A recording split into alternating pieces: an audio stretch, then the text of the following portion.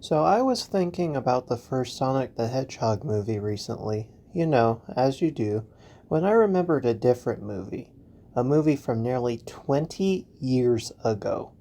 One movie that I consider to be one of the most overlooked Disney movies, with an absolutely stacked cast and a story that would end up being copied? Somewhat? That's right, I'm talking about Walt Disney Pictures' G-Force. Now, I want to preface this by saying that I saw this back when it was in theaters as a child, and was a good memory of mine, so I may be a little biased here.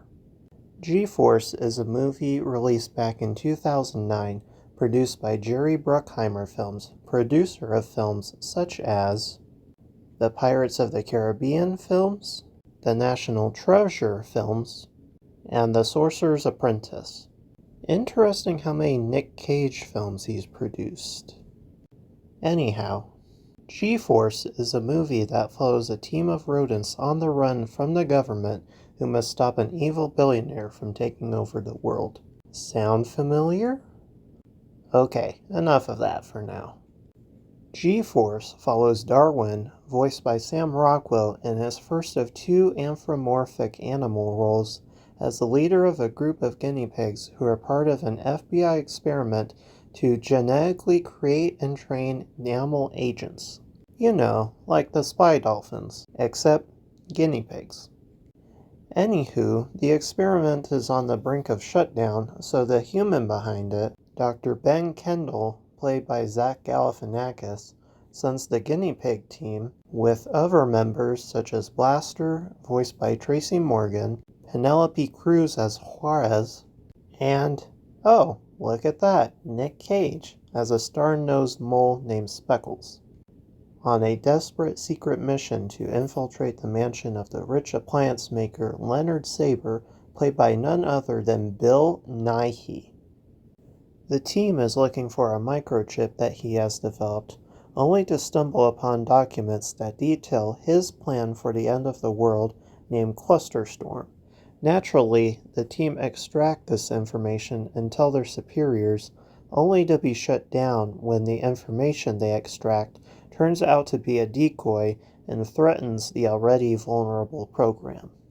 When the team escapes capture by the lead agent, played by Will Arnett, they somehow end up in an even worse position, ending up in a pet store. There they meet Hurley, voiced by chef-director Jon Favreau, and he ends up joining the crew after Blaster and Juarez get themselves adopted to escape, and Speckles ends up seemingly dying in an escape attempt. Darwin and Hurley manage to escape and meet back up with Ben and his assistant Marcy, where they learn they are not actually genetically different, which is fine because at this point they have learned to believe in themselves. They also learn that the decoy they grabbed was actually a virus that can shut down any device, which is good because Saber, along with his mysterious benefactor, Mr. Yanshu, have announced to the public that their Clusterstorm update will release imminently. In a last-ditch effort, and on the run from the FBI who is still trying to shut them down, they decide to infiltrate Saber's mansion to shut the Clusterstorm system down. In the process, Hurley also seemingly dies. Darwin gets separated from Juarez and Blaster and finds the mysterious Mr. Yanshu, who turns out to be Speckles, alive. What? How? Well, Speckles is a mole. He can dig. He escapes. Which is how he got into Saber's mansion.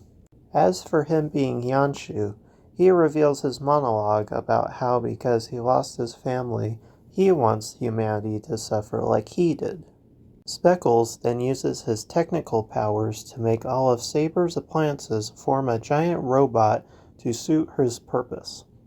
Darwin pushes through and reaches Speckles and gets him to realize the error of his ways when Hurley shows back up and helps Darwin take down the robot, only to seemingly die a second time and be brought back when Darwin recognizes the help he gave them. With the giant robot fallen and the world at peace, the FBI director shows up to thank the G-Force, take revenge on Will Arnett, and say sorry to Ben. Now, this is by no means a masterpiece. It definitely is a movie aimed to entertain children, and it worked, grossing $292 million, making its $150 million budget plus some. Despite my joke earlier, I am glad to see Sonic the Hedgehog take the initial idea and run with it, adding in stuff from the game itself and outdo G-Force in sales. Even with that, with the stacked cast, a soundtrack that matches the era, and taking down Harry Potter for a week, I will remember you, G-Force, even if nobody else does in the future.